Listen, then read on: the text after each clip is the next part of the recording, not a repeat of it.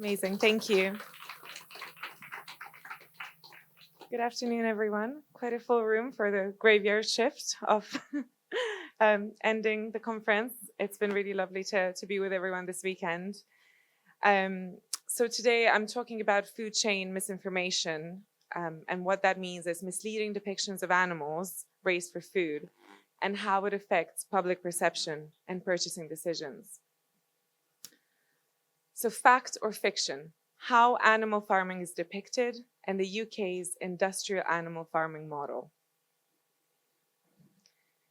We have all seen them.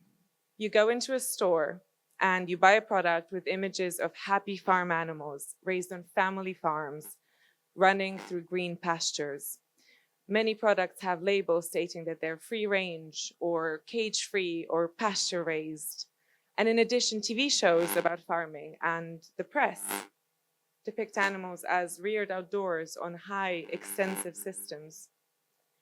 This is all against a background of statements from the press and successive governments that Britain has some of the best animal welfare laws in the world. So the overall impression for the public and for all of us is that there is high animal welfare across the board. At the Animal Law Foundation, we conducted research into these advertisements, products, supermarket websites, TV shows, and print media stories. And we found the following common themes. It is commonplace for animals to be overwhelmingly depicted outdoors in imagery, on videos, or in drawing form. Although animals were depicted indoors across all the mediums that we surveyed, that was in a lower percentage, and the overwhelming majority of them looked healthy and well. And common farming practices, such as mutilations, farrowing crates for sows, and overcrowding, were seldom, if ever, shown. And although these depictions will ultimately be true for some farm animals, it is very far from the majority of animals in the UK's lives who are raised on industrial animal farms. Common animal welfare issues in the food chain, I think, are familiar to everyone in this room. Fast growth for broiler chickens who are selectively bred to grow so quickly. Overcrowding for farmed fish. Dairy cow and calf separation. Mutilations like beak trimming for chickens and tail docking for pigs. And lameness and health issues. So a compounding issue is not only are we shown happy animals and healthy animals, but we're also rarely shown what the reality is for the majority. And it's actually on the contrary. We also investigated 10 major dairy businesses, 11 producers of chicken, duck, and turkey meat, 10 major egg producers, and 8 major UK meat producers by looking at their websites and public-facing pages and the products that they advertise. And we found that a majority of them used imagery of animals living outdoors. We found that the majority of the animals appeared healthy. And we actually found that more than a fifth of producers used images or videos that depicted animals alongside farmers. So here's where I come in. What can the law do? At the Animal Law Foundation, our focus is on harnessing existing legal protections and ensuring that they're used to the fullest. For this program of work, we looked at what the law says. Can producers and marketers lawfully make far-reaching claims about animal welfare under any circumstance? In a nutshell, the answer to that is no. There are many laws that regulate advertising, marketing, and labeling in the UK, and it's quite a complex web, but the aim is to protect consumers from misleading advertising and misinformation. The key provisions that have applied for quite a long time are the Consumer Protection from Unfair Trading Regulations 2008, which apply to the sale of products directly to consumers. But these regulations are actually due to be revoked very soon by Part 4 of the Digital Market Competition and Consumers Act, which is supposed to actually come into force on the 6th of April. So it's a very imminent, quite major legislative change. But the protections that the Act confers on consumers are quite similar, but more streamlined. So Part 4 of the Digital Markets, Competitions and Consumers Act, which for ease of reference, I'll refer to as the DMCC, in case I have to speak about it again, it prohibits unfair commercial practices. And that is defined as a practice that is likely to cause the average consumer to take a transactional decision that they would not have taken otherwise as a result of a misleading action or omission, or an aggressive practice, a contravention of the requirements of professional diligence, or if it omits material information from an invitation to purchase. Misleading actions can include, among others, the provision of false or misleading information, an overall presentation that is likely to be deceptive to the average consumer, and interestingly, references to information that is true can actually be considered misleading as well if presented in a misleading way. Misleading omissions include practices that omit material information, which the average consumer needs to take an informed transaction decision. These provisions, both the Consumer Protection Regulations and the DMCC, can be enforced by local authorities' Trading Standards Department, but also the DMCC will be able to be directly enforced by the Competition and Markets Authority, which is a new feature of the Act. And there is an interesting case study on how the Consumer Protection Regulations will actually have been used successfully in the greenwashing context.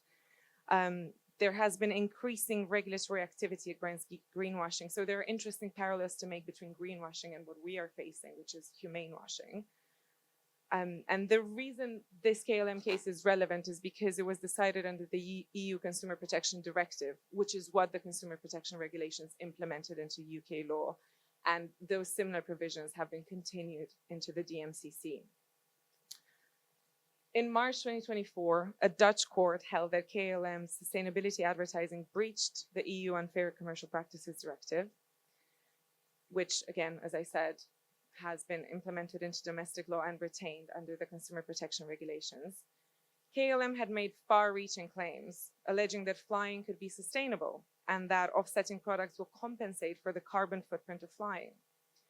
In finding that these claims were unlawful, the judgment highlighted the vague and absolute nature of these statements and the lack of clarity of the tangible benefits to the environment that consumers can achieve by flying with them.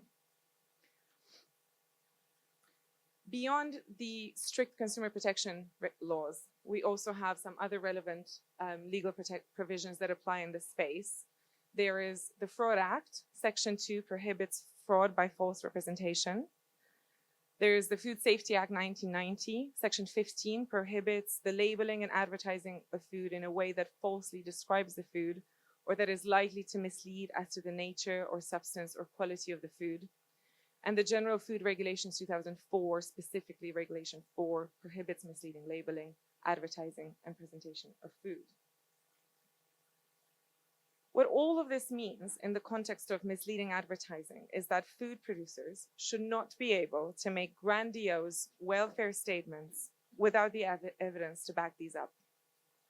For example, if chicken eggs were sourced from a farm that only reared chickens in enriched cages, but the label claimed the hens were living outdoors or implied that, this would likely be misleading under the regulations and under the DMCC. And local authorities have actually had some success, specifically with prosecutions against claims that eggs were free range under the Consumer Protection Regulations. So for example, in 2013, a Dorset couple were fined after pleading guilty to 6 offenses for passing off intensively farmed eggs as free range. They were selling these eggs in plain boxes while chickens were seen roaming around in their gardens. But Dorset Trading Standards discovered that the couple were actually buying battery cage eggs, because at the time battery cages were still legal, and they had removed the supplier's markings.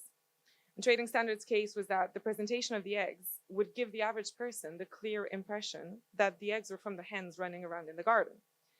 So the couple were charged with various offenses, including under the Consumer Protection Regulations, the Food Safety Act, and the General Food Regulations. So this is a bit of an overview into what we call the hard laws that regulate consumer protection and misleading advertising in the UK. But beyond that, there are also soft law mechanisms that are really relevant in this area. The Advertising Standards Authority, you may have heard of them, they're quite a key regulator in this space, and they are the independent advertising regulator in the UK. They operate on a self-regulatory basis, having been established and financed by the advertising industry. They regulate and monitor compliance with the advertising codes, which prohibit misleading advertising, and they play an important role in regulating this area. The ASA has engaged with misinformation in the food chain on several occasions, and the case study that I highlighted is a case that, a complaint that was brought against Aldi. In September 2016, Aldi released a TV ad in which they stated that various products were amazing. And the ad included a scene where a man was scuba diving in the water and reading a newspaper while surrounded by fish swimming. And the diver then stated, "How's this for amazing? Aldi's specially selected Scottish salmon is RSPCA assured." And 5 complaints were lodged, arguing that the ad misleadingly implied that the salmon was wild caught instead of farmed. The ASA didn't actually uphold this complaint, but it's interesting to see what they placed weight on when they made this decision. Firstly, the ad didn't contain, in their view, any express claims regarding the provenance of Aldi's salmon. Although they considered that some viewers wouldn't know that actually the RSPCA assured scheme focuses on animals that are farmed rather than in the wild, they considered that the reference to the assurance scheme was unlikely in and of itself to imply that the salmon were caught in the wild to the public who didn't know what the scheme applied to. Secondly, the ASA considered the humorous and fantastical tone of the ad to be relevant because viewers were likely to understand that the locations and scenarios featured didn't necessarily equate to real-life scenarios. Thirdly, the ASA found that the salmon scene was brief, its focus was on the scuba diver, and it was unclear whether he was in a river or the sea, a lake, or an artificial body of water. Finally, the ASA considered the fact that the scuba diver was not catching fish was relevant and found that the average viewer was unlikely to interpret the ad as meaning that Aldi's salmon were caught in the wild and concluded that it was not misleading. Another piece of the puzzle is labeling law, which can also be relevant. And the rules in relation to the labeling of animal food products in relation to welfare specifically are quite limited. There are only fish and eggs that actually have mandatory production method labeling that can show a consumer how the hens were raised and whether the fish were farmed or wild caught. EU Regulation 1379 of 2013 applies to fish, and it requires labels to display the commercial designation of the species, the production method, and the catch area. And EU Regulation 589/2008 states that eggs have to be clearly labeled depending on how the chicken was raised, whether in an enriched cage, a barn, free range, or organic. The interesting thing with free-range eggs is that they can be labeled free-range, even though the chickens spent up to 16 weeks indoors because of avian influenza, so bird flu prevention measures. This legislation is actually being amended to extend that 16-week period indefinitely. And this means that eggs can continue to be labeled as free-range, although the hen spent the majority of her life in a barn. Other than that, there is no welfare labeling for food products derived from animals. However, the government is looking into it, having run a consultation on fairer food labeling, which included consulting on mandatory method of production labeling, which would include welfare information. But the results of that consultation have not been published yet. But what is the problem with misinformation? As part of this program of work, we looked at the research on the psychological impacts that misinformation has on consumers. We think that misinformation is problematic for 3 core reasons. It persuades, it confuses, and it sows mistrust. And at the top, I've just put the humane washing definition, which is a marketing strategy to make products appear more ethical and humane than they are. Why does misinformation persuade? The majority of consumers care about animal welfare. The Food Standards Agency's annual welfare report in 2023 found that more than 74% of consumers in England and Wales expressed a concern for animal welfare in the food production system. And studies have actually found links between higher welfare claims and consumers' purchasing decisions. For example, there was a study in the US that revealed that 89% of US shoppers who bought products labeled as free range or humane or farm-raised purchased those products specifically because they believed that the label indicated higher welfare standards for the animals from which the products were sourced. How does confusion impact consumers? Research shows that consumers have a lack of understanding of labels and a desire for more information on food production.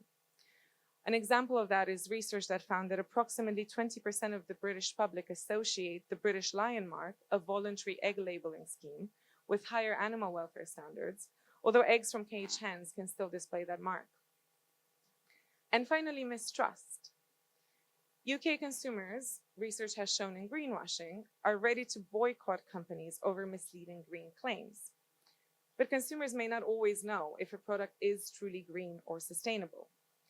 By analogy, there are concerns that consumers may avoid buying genuinely higher welfare products because of that distrust.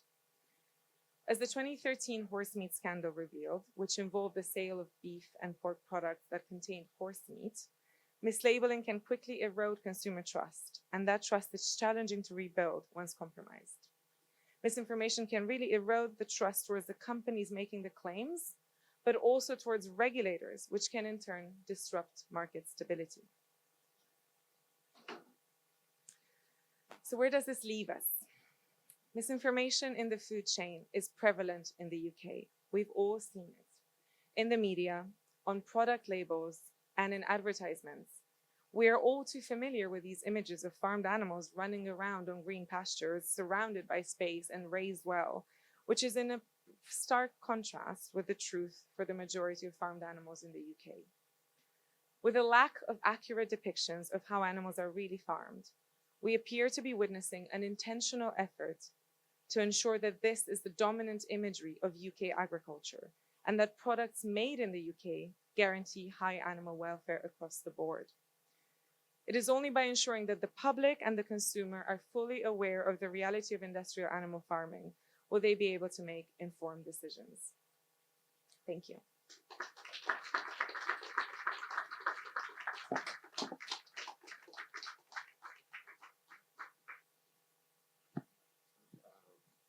Thank you. We've got quite a bit of time for questions, so if anyone has one, none have come in so far. So I guess just, oh, right, would you like the microphone?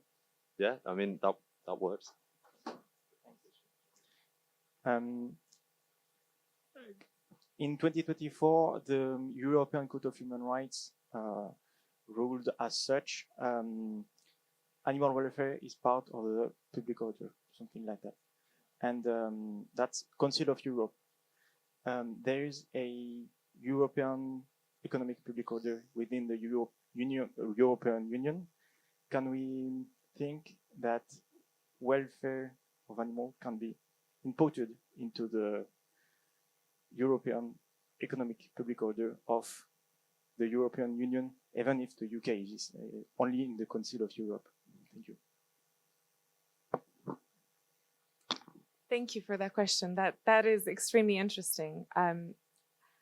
I think I might have to say that I have to take this away and come back to you, just because this is quite a complex thing to consider in terms of the interplay of the Council of Europe, the European Union, and the UK that sits somehow obviously outside the EU, and then has a separate relationship with the Council of Europe. But I would be happy to read into that and come back to you. But I'm not sure. I'm sorry that I have an answer on the spot. I'll have to think about it more deeply. But thank you.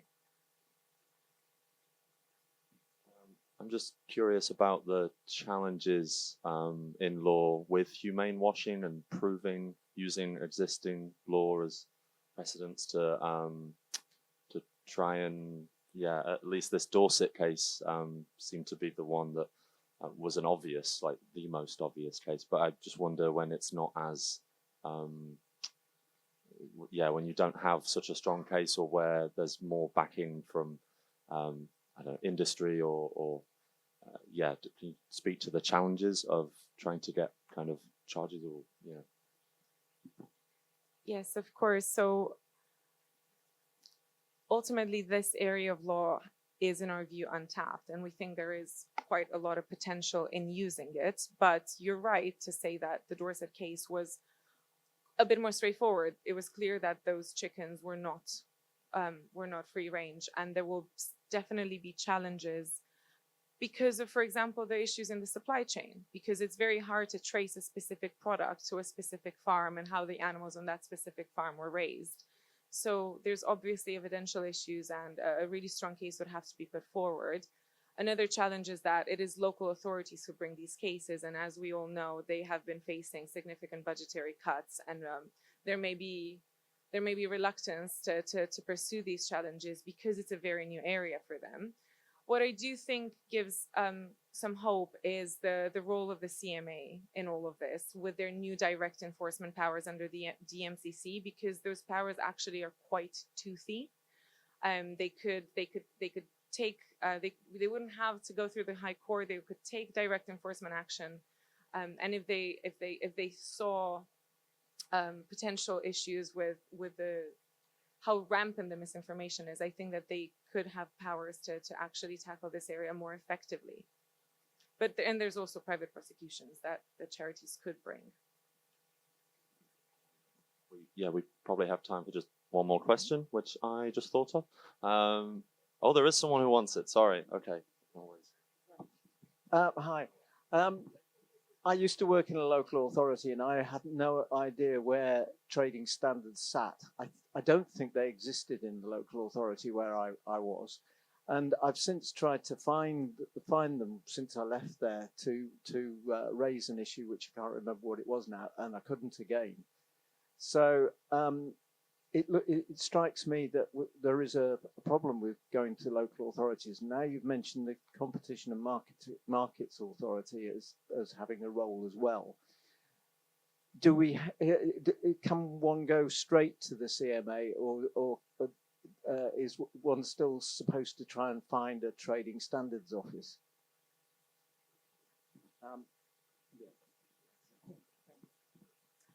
That's a really good question.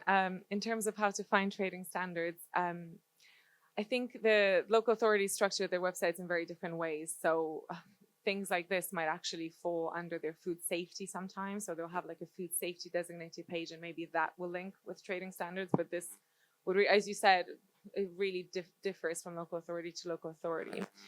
In terms of the CMA, people can raise issues with the CMA directly, but it's not like with the ASA, you make a complaint and they decide whether to investigate, but it's still your complaint and you continue to be involved in the process.